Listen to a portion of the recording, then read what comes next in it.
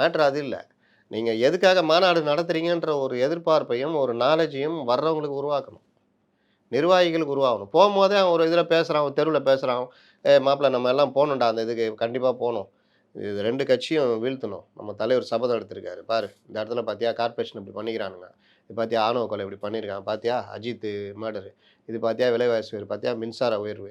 இதெல்லாம் நம்ம தலைவர் வந்தா தான் தீரும்னு அவன அரசியல் பேச வைக்கணும். இப்படி அரசியல் பேசி வளர்ந்த இயக்கம் தான் திமுக. மார்க்சிஸ்ட் கட்சி, கம்யூனிஸ்ட் கட்சி, இடதுசாரி கட்சிகள். என்ன எல்லா இடத்துலயும் உட்கார்றதெல்லாம் உட்கார்ந்து பேசுவாங்க. கடிதம் எழுதுவார். கலைஞர் பார்த்துருக்கீங்களா? உலகத்திலேயே அதிக அளவுல கடிதம் எழுதிய தலைவர் கலைஞர் தான். உடன்பிறப்பே தம்பிக்கு கடிதம் இல்ல, உடன்பிறப்பு கடிதம். டெய்லி எழுதுவாரு. அன்னைக்கு விஷயத்த உடன்பிறப்பே உனக்கு தெரியாதா? கவின் கொலை நடந்திருக்கிறது. நீ அறியாததல்ல. ஆணவத்தால் இவ்வாறு நடந்திருக்கிறது. ஏன்? அவன் வாழக்கூடாதா? அவனுக்கு வாழ உரிமை இல்லையா? இதை நீ ஏற்றுக்கொள்வாயா? அப்படி இப்படின்னு உருட்டுவாரு. அப்ப என்ன அவன்லாம் படிச்சுட்டு அவன் இதாயிடுவான். வர்றா தலைவன் அப்படி இப்படின்னு. அந்த மாதிரி நீங்க அந்த எதிர்பார்ப்ப, வைப்ப கிரியேட் பண்ணிட்டே இருந்து மாநாட்டுல போயி 2 நிமிஷம் பேசிட்டு போயிட்டீங்க வச்சுக்கங்க. கதை முடிஞ்சது. அப்ப அந்த வைப்புக்கு ஏத்த மாரி ஒரு 1/2 மணி நேரம். இன்னைக்கு விஜய்ட்ட என்ன எதிர்பார்க்குறாங்க? பேச மாட்டேங்கிறாருய்யா.